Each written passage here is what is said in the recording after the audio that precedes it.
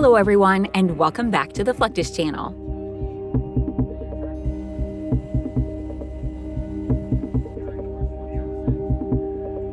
From around the 1890s, a new type of vessel entered Navy service. The torpedo boat destroyer was born, later to be called simply a destroyer.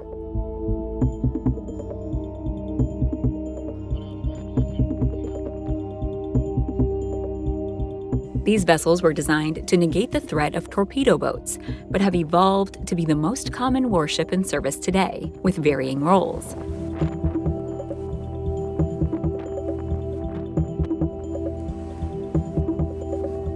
In the U.S. Navy, the destroyer fleet comprises advanced warships that can perform both offensive and defensive missions.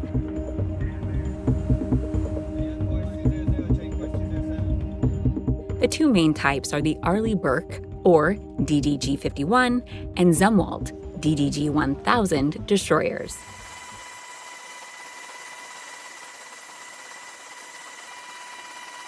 Their modern sensors and weapon systems improve fleet operations and help with anti-air, anti-submarine, and surface warfare.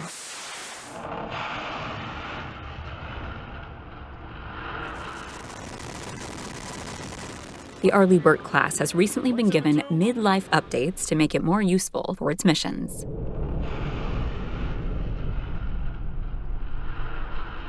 With its stealth features and high-tech weapons, the Zumwalt class solves important problems in naval warfare for future threats.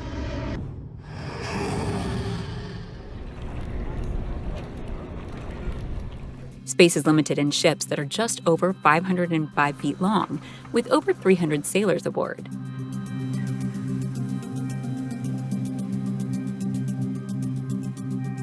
Sailors sleep on beds resembling large wall racks, also called racks.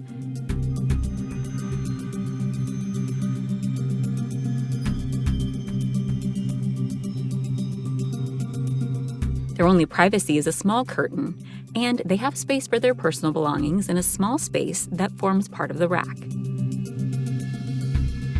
Every Arleigh-Burke class destroyer has a gym, but its space is limited and always cramped.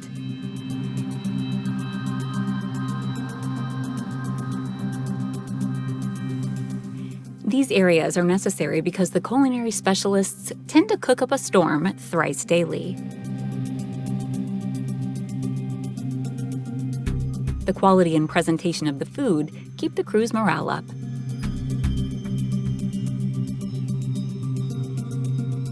There are still many other specialist jobs aboard these destructive vessels, from gunner's mates to electrician's mates.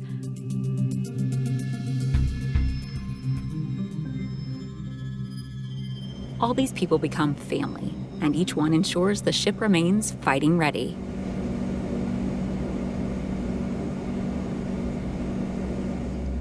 Fires aboard warships are a big issue. Not only are these vessels cramped, but they are also filled with fuel and explosives.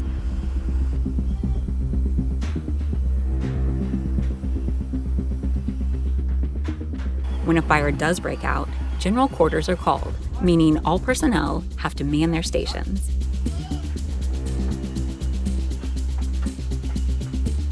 Sailors in firefighting gear are on the front line of fighting these fires with fire extinguishers and fire hoses.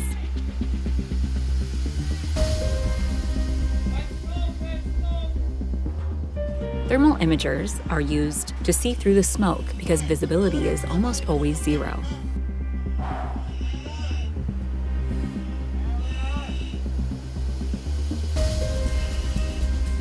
One of the main features of DDGs is their Seahawk helicopters.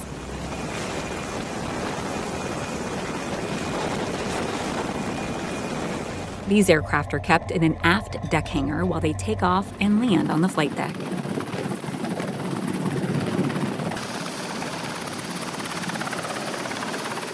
Dedicated flight deck personnel control takeoff and landings and are responsible for removing wheel chocks and tie-down chains from the aircraft just before takeoff.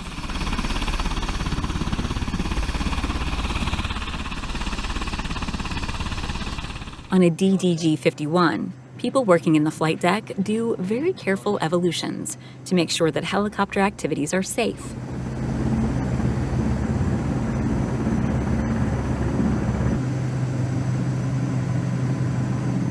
As part of their job, they must prepare the flight deck, guide helicopters during takeoff and landing, use deck locks to keep the plane safe, and oversee repair and refueling while working with the ship's air traffic control.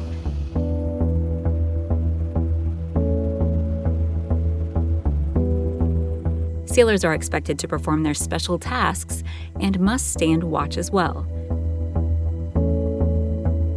After months at sea, the hard routine can become quite taxing. To break the routine, activities such as steel beach picnics are held.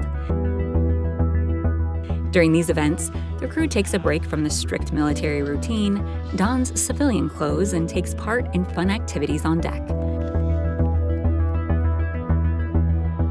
Amid the activities, one of the mess facilities is usually chosen to prepare meals and have a barbecue on the deck of the vessel.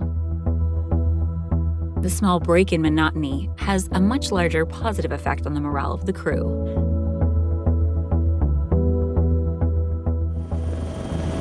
One of the main weapons on destroyers, just like on Nimitz-class aircraft carriers, is missile defense.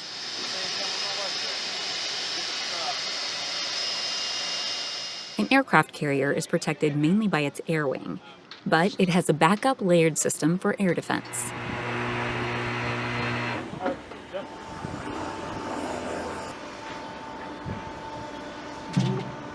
For longer-range engagements, the carrier has evolved Sea Sparrow missiles, or ESSM, while RIM-116 are Close-In Weapon System, or CIWS.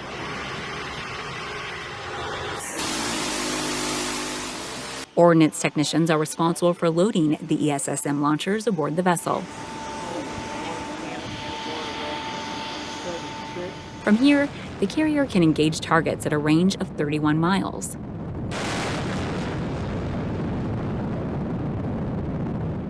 If the targets are not destroyed, the RIM-116s engage at 5.6 miles.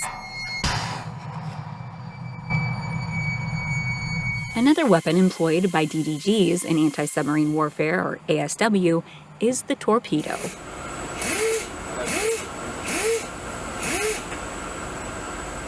These weapons are surface-launched and then dive to find their underwater targets using various types of guidance. Sonar is the main means of guidance, but the type of sonar can vary, and it can be the torpedo's own sonar or that of another source. During Surface Warfare Advanced Tactical Training, or SWAT, in the Philippine Sea, sailors from the USS Ralph Johnson, an Arleigh-Burke-class guided missile cruiser, load torpedoes. SWAT gives the fleet the chance to do the combat training required to improve the efficiency of their jobs.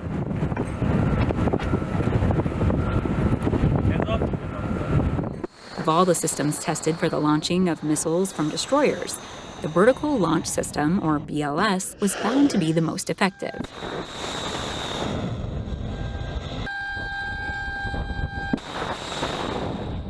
Designated the Mark 41 BLS, it can fire 14 types of munitions from Tomahawk missiles to Nolka active destroyers. The Vertical Launch System is a rapid response missile launcher found on many U.S. Navy ships.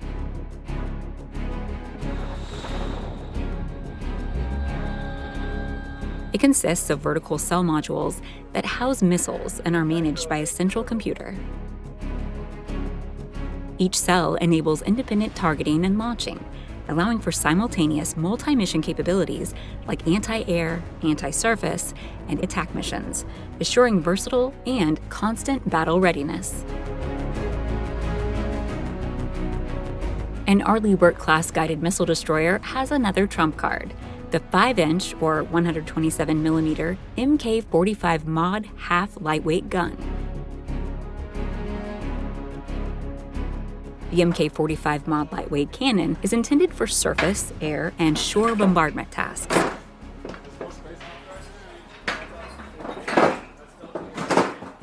The Mk-45 can fire 16 to 20 rounds per minute and has a maximum range of approximately 13 to 20 nautical miles.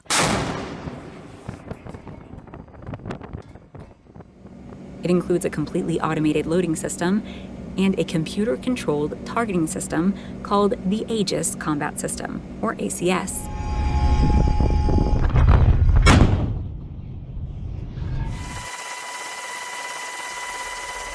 Aegis integrates all weapons aboard the destroyer for the most effective layered defense.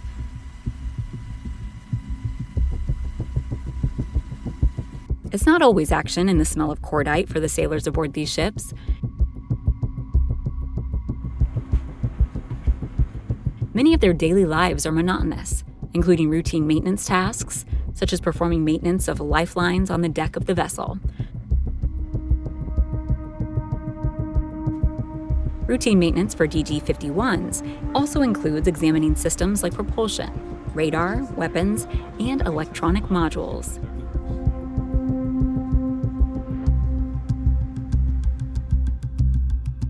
Crews do daily inspections, lubricate moving components, update software, and follow preventative maintenance plans to guarantee operational readiness and equipment longevity. Maintenance also helps the crew develop better discipline, which is critical for such a compact and integrated unit of personnel. Occasionally, the vessel's hull must be exposed for maintenance or repair of damage. Dry docking an Arleigh Burke-class destroyer entails positioning the vessel on a floating or static dock, which is subsequently evacuated of water.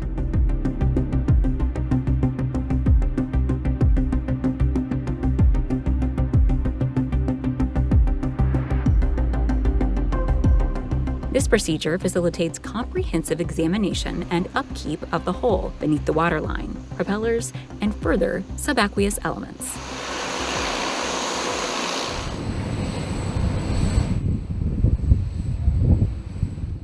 Critical responsibilities encompass hull cleaning, painting, structural repairs, and evaluating and rectifying damage.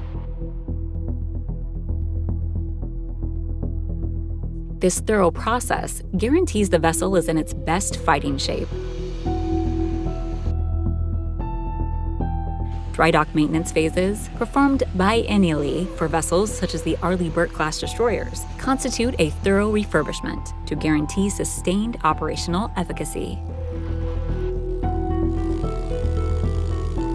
This procedure entails completely elevating the vessel from the sea for comprehensive examinations and repairs.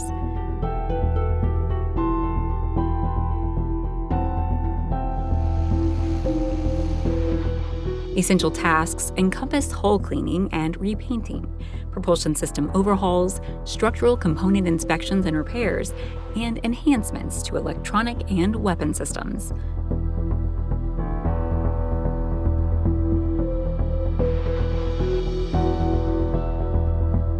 Specialists assess usually submerged components, including propellers and shafts, for deterioration.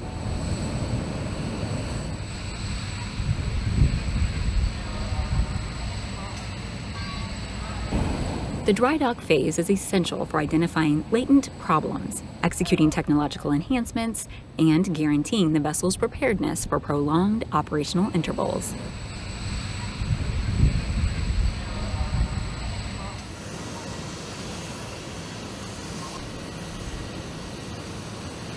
From the days when they simply intercepted torpedo boats, the guided missile destroyer of today is often referred to as the Swiss Army knife of the U.S. Navy.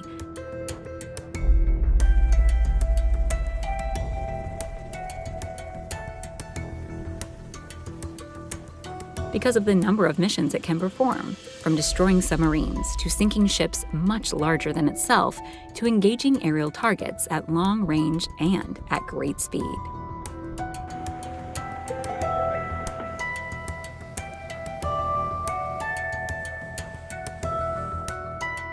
That's the end of this video. I hope you enjoyed it.